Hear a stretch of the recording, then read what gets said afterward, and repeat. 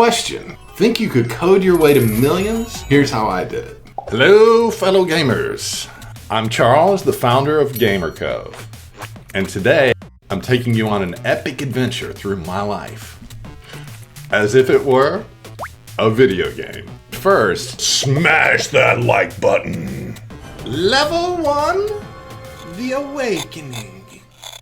My journey began at the age of 10, when I wrote my first line of code. That first taste of coding felt like unlocking a hidden level in a game.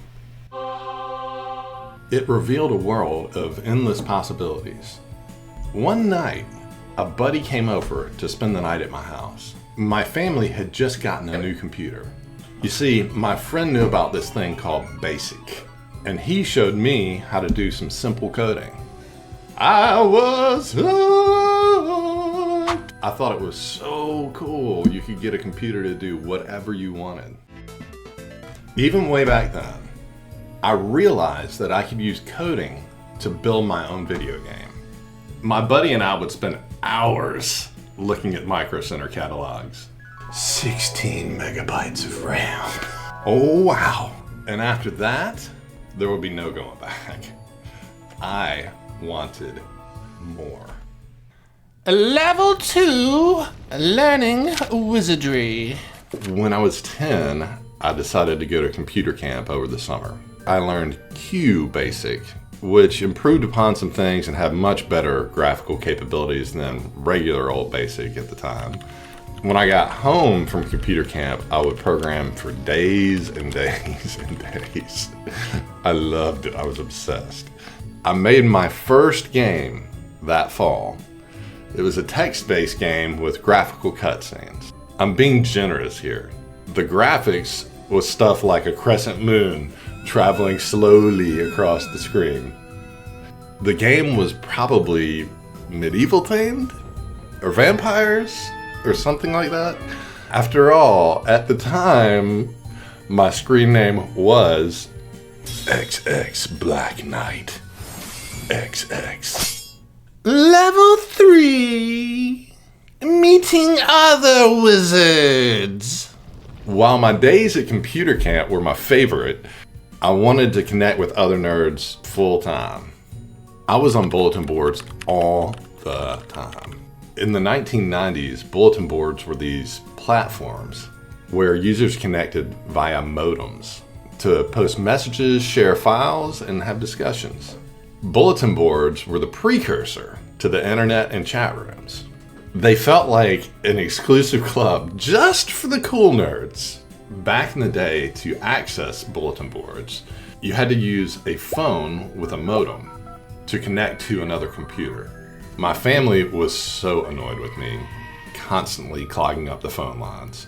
Bulletin boards were typically hosted by a super nerd for a community of friends they probably never met. It was so generous and honestly pretty wholesome, except for the anarchist cookbook. Another story, another day. But as I got older, things got a lot less wholesome. Level 4, Venturing into the Darkness. Welcome to Level 4, where things get dark. As a teenager, I dove into the shadows, and I hacked into the school's computer network. However, as with any game, every move has its price. I was in boarding school around 1995, 96, and back then computer networks were very fragile. The most common was the token ring network. It's a closed loop system where all the computers are connected in a single line. Sometimes, for whatever reason, you weren't able to close the loop. So you had to cap it off with a terminator at both ends. This was a time when cybersecurity wasn't a thing yet. Networks were unexplored playgrounds, open for hacking by curious minds like mine. I was in computer science my freshman year when I got an idea to write a program in Pascal, a type of program called a TSR, Terminate and Stay Resident. Today we'd call this program a keylogger. Once installed, my program hid in the computer's memory, secretly recording every keystroke that happened on that machine, which definitely included usernames and passwords. To me, it was a spicy intellectual experiment.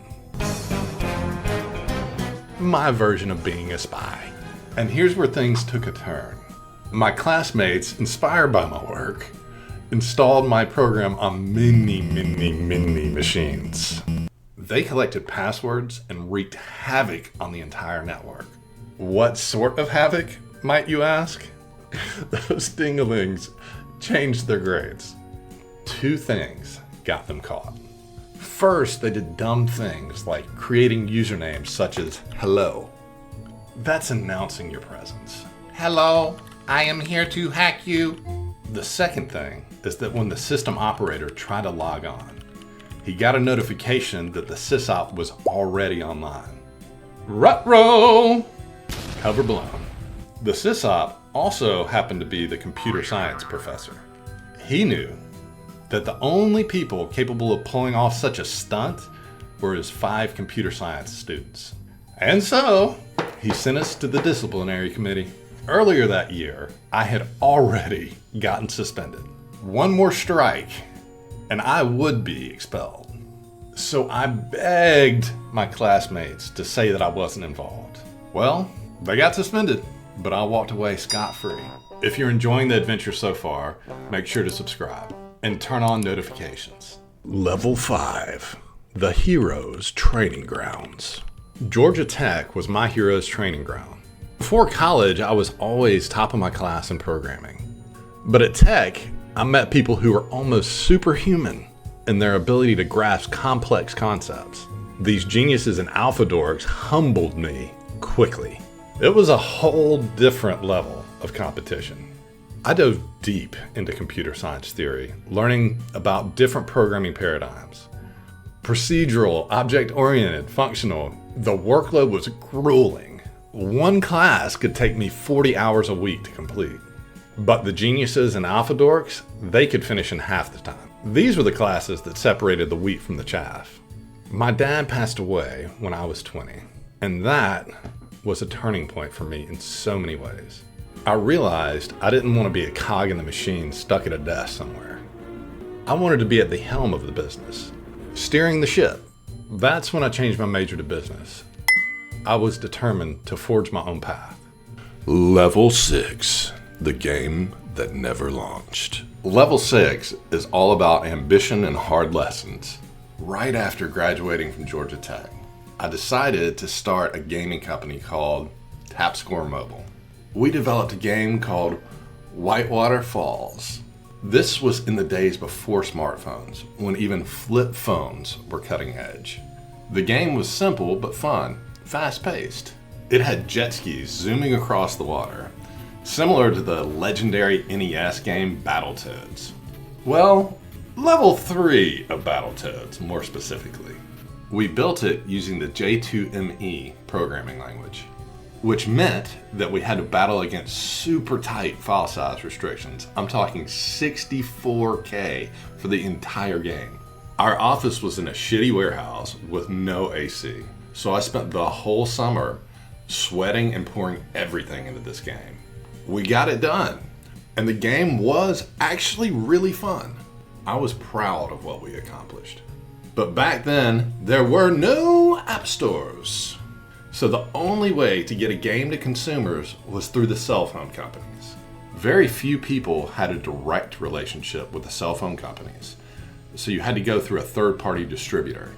Those greedy distributors took 70% of your revenue and rejected 95% of game submissions. I got close to a distribution deal, but it fell through at the last minute. Revenue? $0. Cost? Far more than $0. After realizing that my chance of selling the game was shot, I killed the company. And I was gonna have to get a jobby job. This experience taught me a valuable lesson. Never build a business where someone else decides if you succeed or fail. Level 7, the true quest begins. Level 7 was the true start of my entrepreneurial quest. With the failure of TapScore Mobile fresh on my mind, a question arose. how do I make money? So search engines had just gone mainstream and search marketing was brand new. I went full force into that trend and decided to shift my career into advertising and marketing. My first job was at Ballard Designs as an internet analyst. I added 1.2 million in revenue in 6 months. Despite my contribution to the bottom line, my request for a raise denied. Well, that was my introduction to the frustrating world of corporate bureaucracy, where good decisions go to die. Not long after, I was recruited by ResponseMind Interactive. This was where I really cut my teeth as a marketeer. I specialized in scientific advertising at scale. I spent hundreds of millions of dollars in advertising budgets. I worked with companies like Home Depot across all different kinds of online advertising types. Emails, banners, pop-ups, pop-unders, you name it. With this experience under my belt, I knew it was time to strike out on my own. At 28 years old, I founded Charles Lumpkin & Partners, a paid advertising agency. I ran a bunch of experiments in search marketing. And within only 4 months, I grew the company to $60K in revenue per month. And then came the Motherload. Level 8. Raiding the loot room. Less than a year after starting Charles Lumpkin & Partners, I merged with Blink Media. Blink Media was a Facebook advertising company. At the time, Facebook had just come out with an ad platform. At the beginning of any new ad platform, there are always upheavals of consumer attention. And as a consequence, there's always a finite period where you can make an incredible amount of money at scale. Blink Media was only the 3rd company in the world to have access to the Facebook Ads API. It gave us a huge opportunity. We crushed. In 2 years, we went from 2 million in revenue to 15 million. Our clients were Fortune 500 companies and some of the largest advertising agencies in the world. In 2012, we sold the company to media conglomerate Gannett. And that sale made me a multi-millionaire. Loot acquired. Level 9, the abyss. Level 9 plunged me into the abyss. I had to scrape my way out. After selling Blink, I launched a telehealth company called Allo, focused on pediatric medicine. And it failed miserably due to the slow, red tape-laden medical industry. It cost me a lot of money, but I had to give up. Next, I co-founded Lawn.com, aiming to be the Uber of lawn care. After 85 pitch meetings, we raised a couple $1 million. And we launched just in time for spring. Marketing worked, and we were adding customers fast. But the logistics overwhelmed us. There were a lot of customers who were not getting their lawns done, and they were furious. The company suffered a management shakeup, and I became CEO. But the challenges were brutal. I had investor issues, customer service nightmares, and migraines twice a week.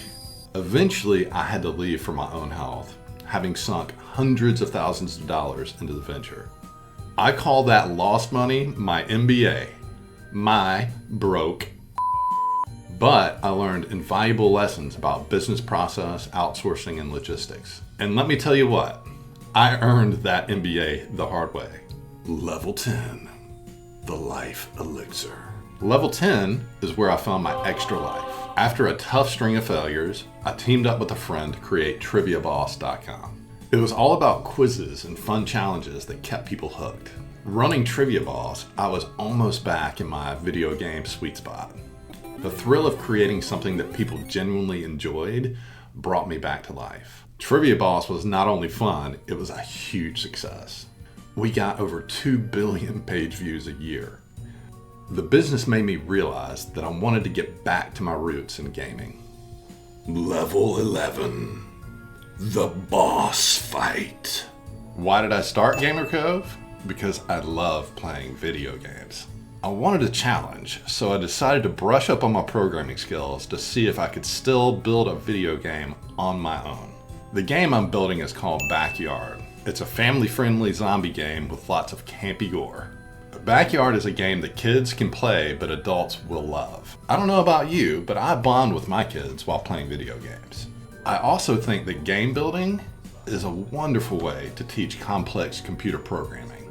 In the future, we plan to launch GamerCove Academy to teach kids and possibly their parents game programming. GamerCove Academy will offer an introduction to a career that is exciting and complex. The gaming market is enormous. Gaming is larger than film, TV, and music combined. Thanks for spending time with me. Don't forget, Smash that like button. click subscribe and turn on notifications so you never miss our content. See you in the next video.